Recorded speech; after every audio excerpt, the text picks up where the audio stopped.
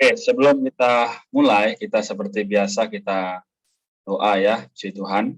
Apakah ada yang bersukarela untuk mendoakan kita untuk memulai pembacaan kita malam ini? Oke, Amin. Puji amin. Tuhan. Ya, terima kasih. Oke. Amin. Tuhan, terima kasih Tuhan untuk kesempatan malam hari ini. Tuhan, kami sama-sama membaca firman-Mu. Tuhan, jadikan mata rohani kami, supaya kami makin melihat amin, kebenaran di dalam Alkitab. Tuhan, kami makin percaya akan fakta-fakta di dalam Alkitab. Juga kami bukan hanya tahu secara doktrin, tapi boleh menjadi pengalaman kami dalam penghidupan kami. Tuhan, ingat juga teman-teman kami yang belum sempat bergabung. Tuhan, Engkau jaga mereka, kuduskan mereka di dalam nama-Mu, sehingga mereka, Tuhan, boleh ada waktu, boleh bersama-sama membaca firman-Mu. Tuhan, kami sama-sama mengenal kebenaran. Terima kasih Tuhan, dalam nama-Mu kami berdoa. Amin. Oke, thank you, puji Tuhan. Kita akan lanjut ya, membaca kita di Kisah Para Rasul, pasal yang keempat, ayat 1 sampai 12. Oke, karena tidak banyak ayatnya, kita boleh baca satu orang satu ayat, tapi sebelum itu mungkin saya review sedikit dari yang kemarin. Kita lihat ya di pasal-pasal 1, 2, 3, banyak perkara yang dialami oleh para rasul ya. Yaitu kita lihat di ayat pasal 3 ayat 11 sampai 18 termasuk adalah yang cukup besar ya perkara yang terjadi. Maka kita juga bisa lihat di dalam ayat yang ke-16 ya, dikatakan, karena kepercayaan kepada nama Yesus, maka nama itu telah menguatkan orang yang kamu lihat dan kenal ini. Dan kepercayaan itu telah memberi kesembuhan kepada orang ini di hadapan kamu semua. Ya, jadi ini juga adalah satu fakta bagaimana ketika kita memberikan ya juga menyatakan nama Tuhan adalah nama yang di atas segala nama, maka sebenarnya hal itu akan terjadi dan bisa menguatkan kita semua. Ya, semoga kita juga melihat dengan jelas fakta ini. Nanti kita lihat lagi di pasal 4 ya dalam pembacaannya. Kita baca terlebih dulu pasal 4 ayat 1 sampai 12 ya. Amin. Mulai dari saya ya, ayat 1. Oke. Ketika Petrus dan Yohanes sedang berbicara kepada orang banyak, imam-imam dan kepala pengawal bait Allah serta orang-orang Saduki mendatangi mereka. Orang-orang itu sangat marah karena mereka mengajar orang banyak dan memberitakan bahwa dalam Yesus ada kebangkitan dari antara orang mati. Mereka ditangkap dan dimasukkan ke dalam tahanan sampai keesokan harinya karena hari telah malam. Amin. Tetapi di antara orang yang mendengar ajaran itu banyak yang menjadi percaya, sehingga jumlah mereka menjadi kira-kira 5.000 orang laki-laki.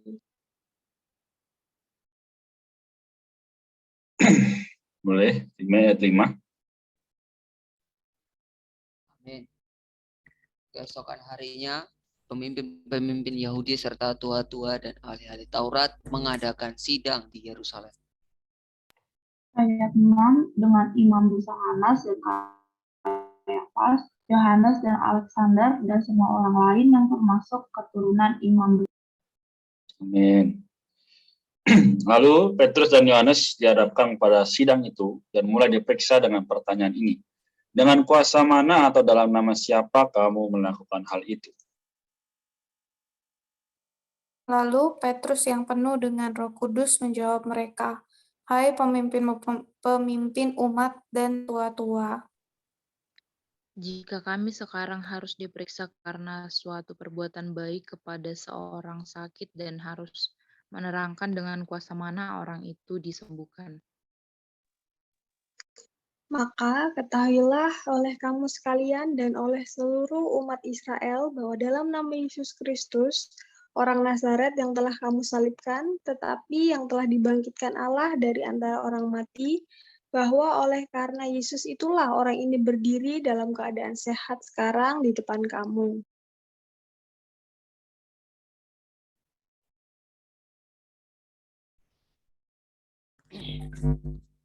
Yesus adalah batu yang dibuang oleh tukang-tukang bangunan, yaitu kamu sendiri, namun ia telah menjadi batu penjuru. Tidak ada keselamatan di dalam siapapun juga selain di dalam Dia. Sebab di bawah kolong langit ini tidak ada nama lain yang diberikan kepada manusia yang olehnya kita dapat diselamatkan. Oke, puji Tuhan. Ini ayat terakhir yang kita baca tadi oleh Kezia, sangat baik ya. Karena itu, saya ajak kita sama-sama boleh bacakan sama-sama ya, ayat 13 ini. 1, 2, 3. Tidak ada keselamatan dalam siapapun selain dalam Dia.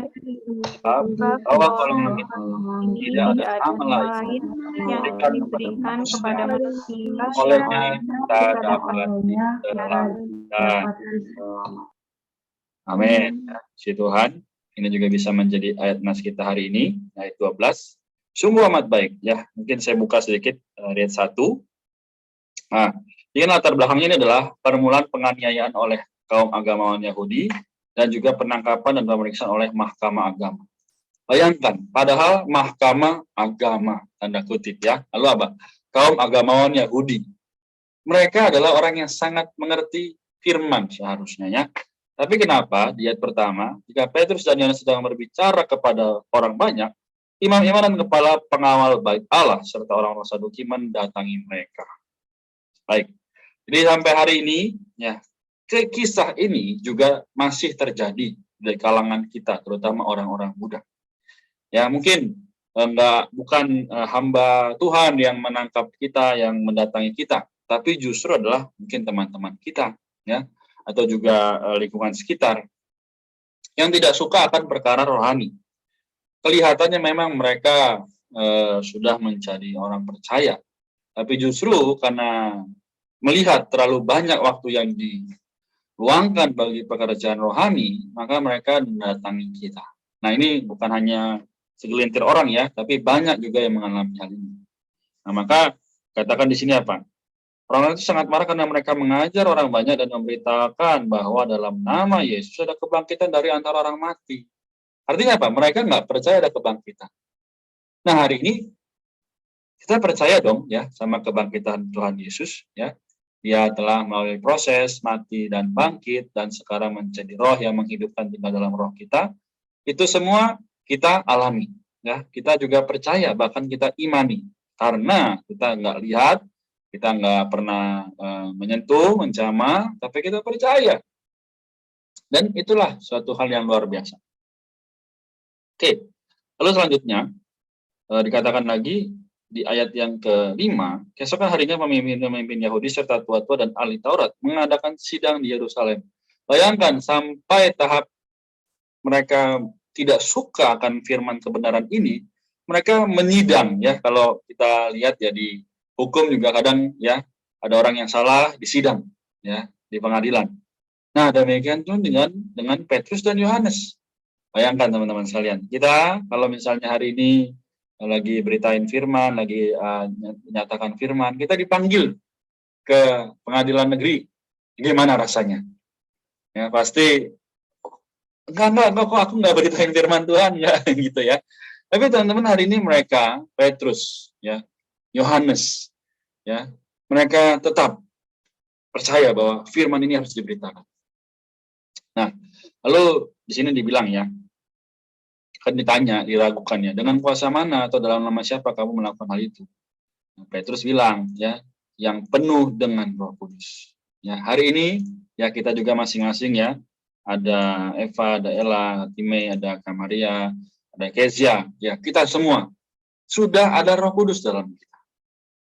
Kita percaya ini, maka kita bisa membawa setiap perkara ke dalam doa. Ya, supaya Tuhan juga memberikan jalan keluar. Amin. Ya, sehingga di dalam ayat yang ke-9 dikatakan, jika kami sekarang harus diperiksa karena suatu perbuatan baik kepada seorang sakit, yang harus menerangkan dengan kuasa mana orang itu disembuhkan, maka ketahuilah oleh kamu sekalian dan oleh seluruh umat Israel bahwa dalam nama Yesus Kristus orang Nazaret yang telah kamu salibkan, tetapi yang telah dibangkitkan Allah dari antara orang mati. Betul-betul Petrus dan Yohanes menjadi teladan kita ya. Jadi hari ini kita baca kitab Kita berdoa, dasarnya apa? Karena kita punya dasar Yesus sebagai Allah yang telah dibangkitkan. Memang kita membicarakan firman secara online. Memang kita juga hidup di dalam dunia yang penuh dengan kekhawatiran, penuh dengan banyak perkara yang mungkin menjauhkan kita dari Allah, entah itu game, entah itu sosial media, entah itu pergaulan, ya semua adalah buatan iblis yang dijelma menjadi itu, ya menjadi hal-hal yang mungkin tanda kutip berhala bagi kita, ya. Kita bisa gunakan berjam-jam di ngobrol sama teman, ya, lalu kita juga bisa berjam-jam menggunakan sosial media dan sebagainya. Tapi ketika kita baca firman Tuhan, rasanya baru 10 menit aja kayaknya udah lama banget.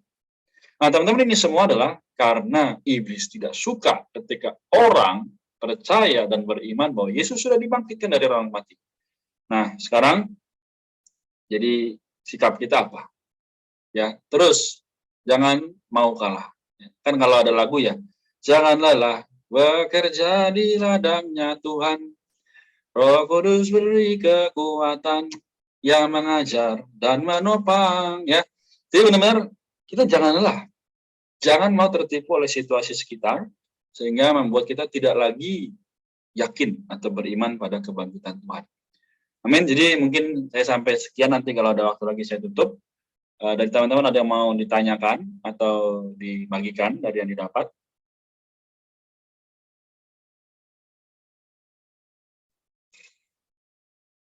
Dari Eva, Ella, Amaria, Time atau Kezia?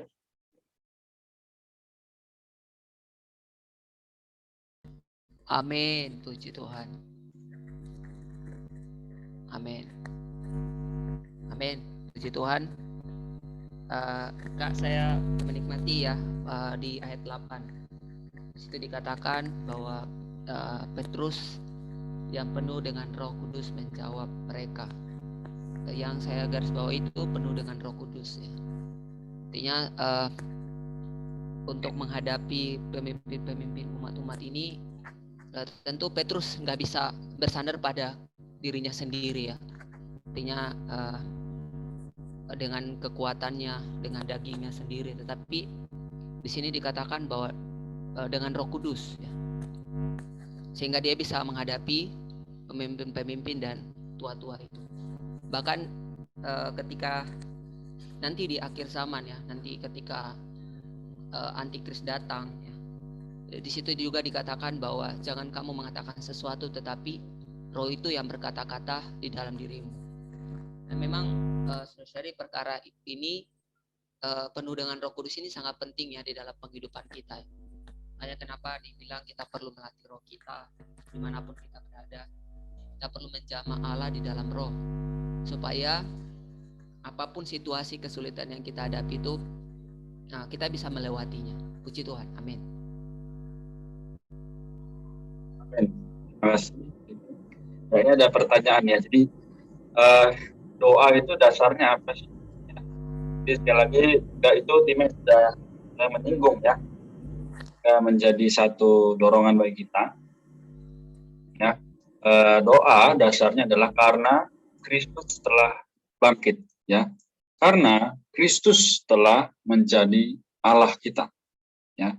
Jadi sekarang doa adalah bagaimana kita memiliki satu dasar, yaitu adalah iman. Nah, kita mungkin sedikit maju, ya, ke kitab Ibrani. Saya majukan Ibrani pasal 11 ayat 1. Nah, di sini dibilang apa? Iman adalah dasar dari segala sesuatu yang diharapkan dan bukti dari segala sesuatu yang tidak dilihat. Nah, jadi doa kita adalah dasarnya dari Kristus yang bangkit, tapi yang tidak pernah kita lihat. Kenapa kita bisa berdoa demikian? Karena kita percaya bahwa Petrus dan Yohanes memiliki iman seperti ini, maka mereka bisa juga berdoa dengan kuasa kebangkitan Kristus. Ya, jadi moga setiap hari, setiap saat, ya, sampai Tuhan datang kembali, kita boleh terus-menerus berdoa dengan karena adanya iman dan karena dasar dari yang tidak kita lihat, yaitu Tuhan Yesus. Ya, jadi kalau kita bisa bilang, ya, gambar, ya, atau ya kita cari di Google, cari Tuhan Yesus, ada gambar mukanya. Kita belum tentu bisa lihat seperti itu. Mungkin itu juga adalah pemain dari satu film. Nah, tapi teman-teman, Yesus yang kita doakan, yang kita terus setiap hari datang padanya, adalah Allah yang lebih mulia daripada gambar itu. Ya. Jadi malam ini, ya, oleh karena kebangkitannya, di ayat 12 dibilang apa? Tidak ada keselamatan dalam siapapun juga selain dalam Dia, sebab di bawah kolong langit ini tidak ada nama lain yang diberikan kepada manusia yang olehnya kita dapat diselamatkan. Amin. Jadi moga ya kita bisa menjawab ya setiap pertanyaan dengan bagaimana keyakinan kita. Jadi bagaimana kita bisa hidup ya berdasarkan iman kita yang demikian. Moga juga setiap saat, setiap hari, melalui Roh Kudus yang ada dalam kita ini membawa orang lain ya di sekitar kita, mama, papa, ya adik, kakak, bisa melihat, wah kok Ella, kok Eva, Kezia kok bisa seperti ini ya, sudah ada ujian, penuh dengan tugas, banyak perkara yang dihadapi, tapi kok masih bisa sukacita, kok masih bisa menghadapi dalam tidak sungut-sungut, tidak marah-marah, karena ada kuasa kebangkitan di situ ya, karena ada kuasa apa yang telah Tuhan berikan, ya dia tidak pernah ingkar janji, ya dia selalu menyertai karena dia adalah Immanuel ya, kembali lagi dalam Matius pasal 1 ayat 23, yaitu Immanuel, artinya Allah menyertai kita. Amin ya. Jadi semoga malam ini 12 ayat yang kita baca tidak sekedar lewat, tapi boleh menjadi ayat-ayat ya yang menjadi penopang kita ya sampai Tuhan datang kembali ya, sehingga Dia boleh menjadi Allah kita dan kita menjadi umatnya, saling huni, saling tinggal, sehingga iblis tidak ada kesempatan untuk bisa mengacaukan kita. Ya, satu rahasia juga yang perlu kita tahu adalah iblis bisa menjamah tubuh kita. Iblis bisa mengacaukan pikiran dan jiwa kita. Tapi iblis tidak bisa menjamah roh kita. Ya, jadi di dalam kita ada roh yang adalah milik Allah. Oleh karena itu, mari kita gunakan setiap saat. Ya.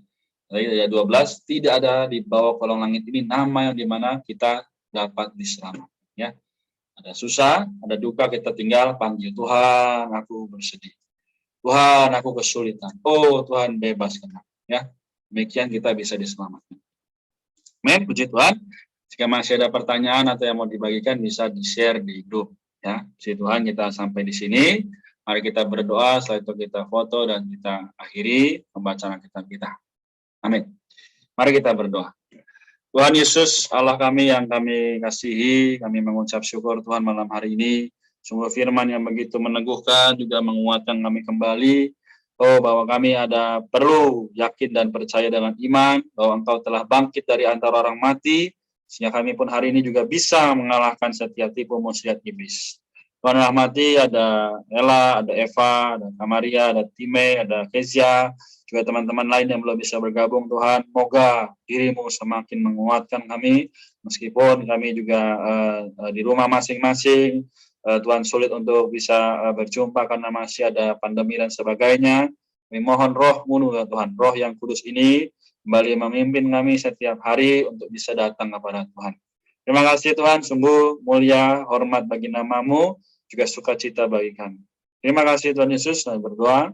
Segala kesehatan kami masing-masing, pendidikan kami, sekolah, pekerjaan, dan sebagainya, Engkau yang menyertai. Dalam nama-Mu yang kudus kami berdoa. Amin. Baik, puji Tuhan, kita sampai di sini.